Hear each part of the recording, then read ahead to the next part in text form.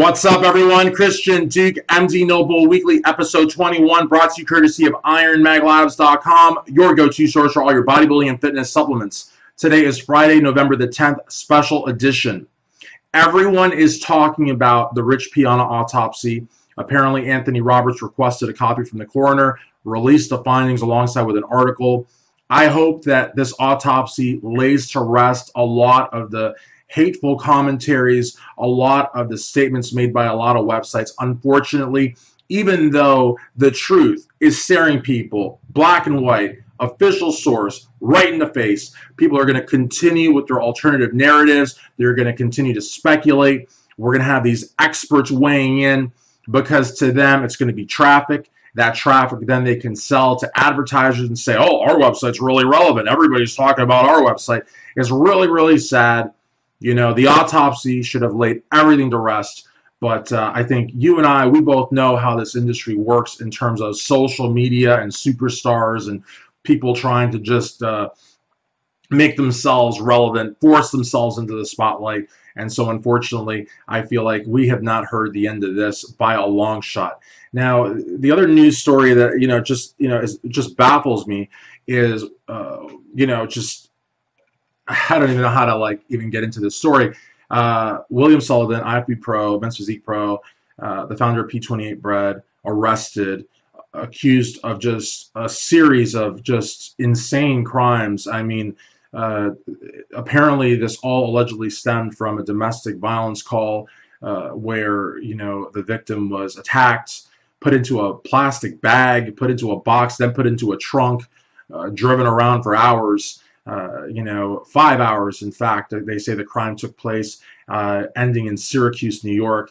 And very reminiscent, in my opinion, of the whole Craig Titus, Kelly Ryan thing. And again, you might say, well, that's, your opinion and that's your speculation. And it might be, but I'm trying to think to myself, what could the purpose have been and what could the outcome have been of attacking someone, putting them in a bag, in a box, and then driving them around in a trunk?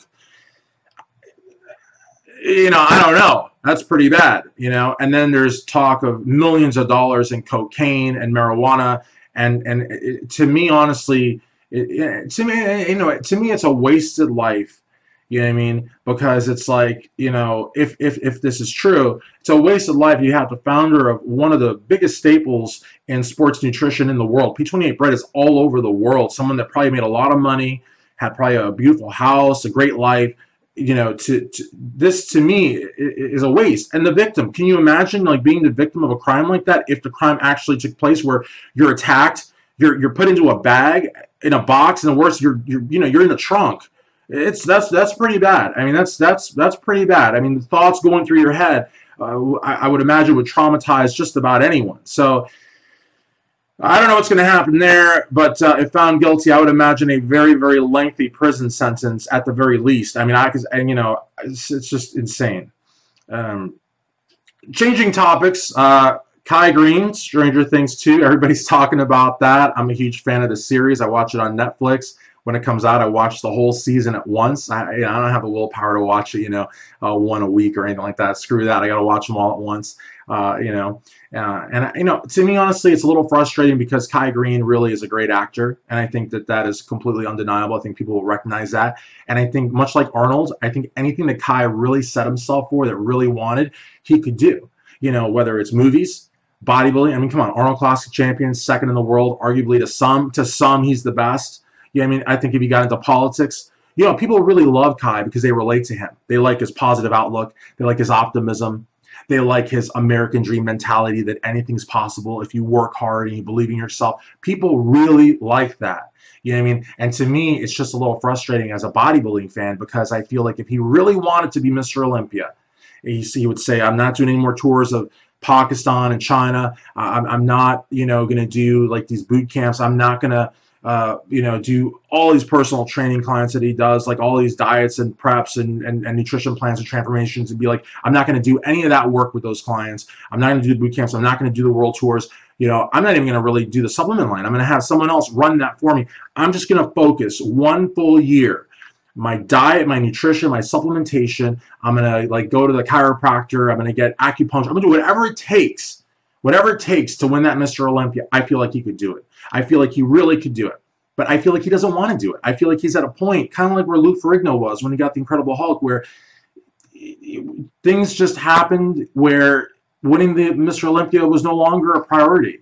You know what I mean? And maybe Kai will be another Lou Ferrigno. Maybe Kai, the next time we see him battling for a Mr. Olympia, will be in like 10 or 15 years, and it'll be like a Masters Olympia, like it was with Lou Ferrigno, because maybe now, you know, he's going to start getting bigger roles, possibly leading roles, and, you know, with that is going to come, you know, different goals and different dreams. And so it's frustrating. But he did a great job on Stranger Things too. Not to my surprise. I mean, honestly, I know that he'll do a great job at whatever he does. It's just frustrating to me as a bodybuilding fan that he doesn't want to win the Mr. Olympia with the same level of desire. Now, something I want to talk about also is theft in our industry. A photographer friend of mine in Kentucky, unfortunately, some folks have allegedly taken his photos and allegedly tried to go on Amazon and eBay and try to profit off of his hard work without his permission.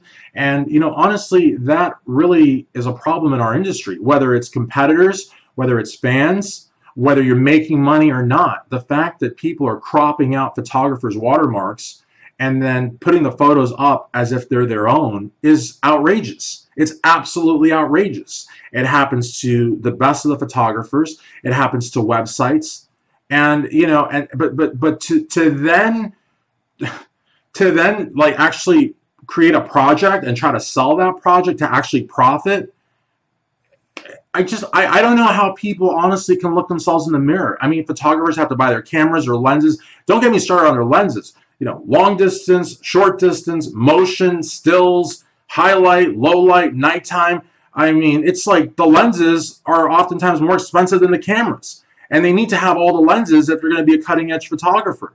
You know what I mean? A lot of photographers will take a whole set of photos for a competitor. They'll put their watermark and that's it, you know. But, you know, the competitor hasn't paid for the photos. So it's not okay for the competitor to crop out that watermark and use a free set of photos to market him or herself with when the photographer doesn't get anything.